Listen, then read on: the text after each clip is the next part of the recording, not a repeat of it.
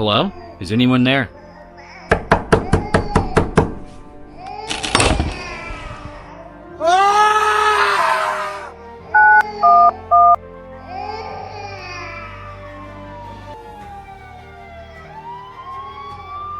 This video is only for informational and educational purpose. Viewer discretion is strongly advised. Welcome to episode 1 of Crime Documented. Today's story is based on the case of Judy Lord of Concord Gardens in New Hampshire. Sometimes justice doesn't arrive when you expect it.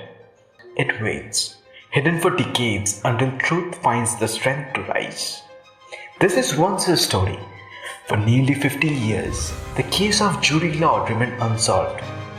And now, in 2025, an answer finally emerged from the shadow of time.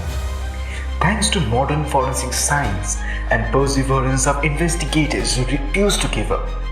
This video is presented for educational and informative purpose only. The year was 1975. Judy Lord was just 22 years old girl, living in a quiet apartment complex once called Concord Gardens in Concord, New Hampshire. She was one of the 14 children and a mother herself. Her baby boy was only 20 months old. Judy was rebuilding, trying to move on after separation from her husband following a physical assault. She was young, hopeful, and searching for a peaceful life. She deserved safety, she deserved ordinary days. But fate had something else in store. The evening of May 19 began quietly. Judy returned to her apartment in between 10:30 to 11:30 p.m. after playing volleyball game in common area of the apartment complex. Hours later, on May 20, 1975, an operations manager knocked on the door. He was there for routine reasons, but something was off. Her baby could be heard crying from inside. When help entered the apartment, they made a devastating discovery. Judy was found in a bedroom with a blue sauna-type suit covering her face. But her son was unharmed, resting in his crib. The scene showed signs of a struggle. A curtain ripped from the wall, items overturned, and a clock frozen at 1:47. There was evidences of a crime. But there was also a gleam of mystery. Who had done this? And why? Senior Assistant Attorney General Christopher Novels quoted, "The same police discovered more witnesses to a violent and desperate struggle."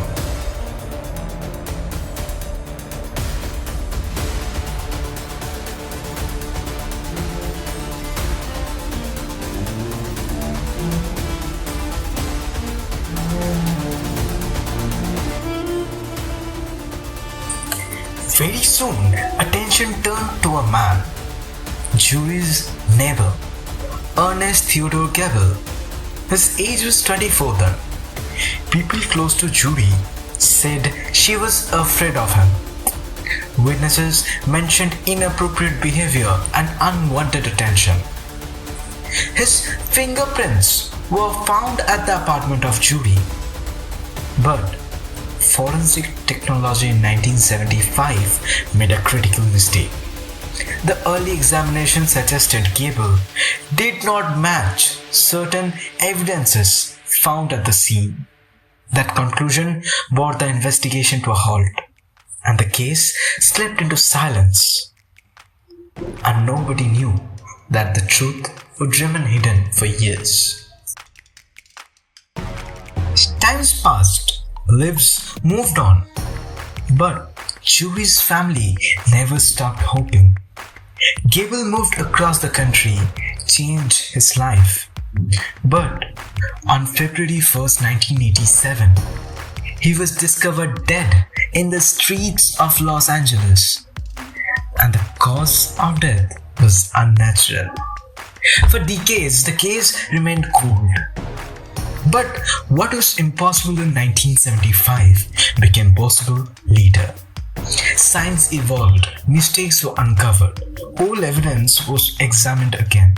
The original methods were found to be deeply flawed, and one piece of truth broke through. DNA proved Gable's involvement. Nearly 50 years later, the name that once slipped through the cracks resurfaced.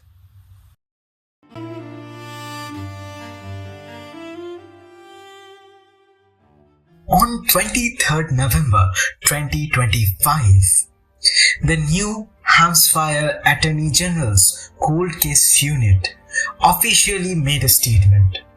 They believed the case was solved.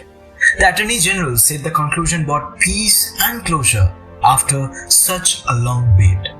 Justice had not been forgotten, just delayed.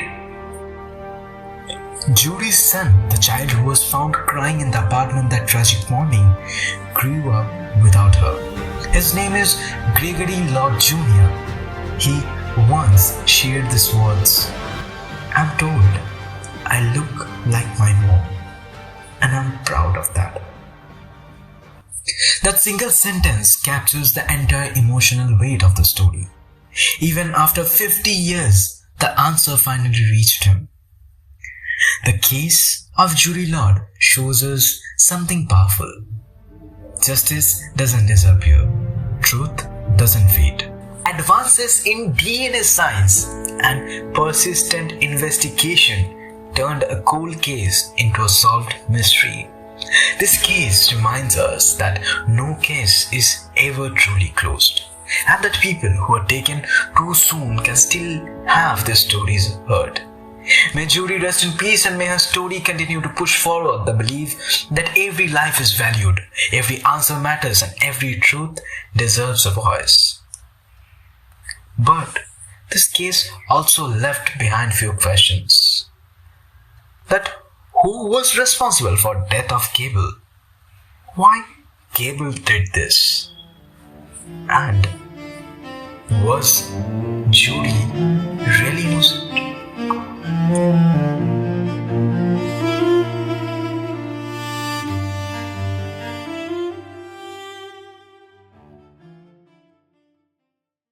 Thank you for watching this documentary's tied to crime story. If crime stories really give you a chill, consider subscribe this channel and press the bell icon to get the latest notification. We promise we'll come back again the next week with a better and a chilling story. Till then, goodbye. This is crime documented, where cases are thoughtfully presented. We explore events with care and respect, every detail clearly documented. Not for shock, not for display, but to understand, reflect and learn. History remembered, lessons preserved. This is crime documented.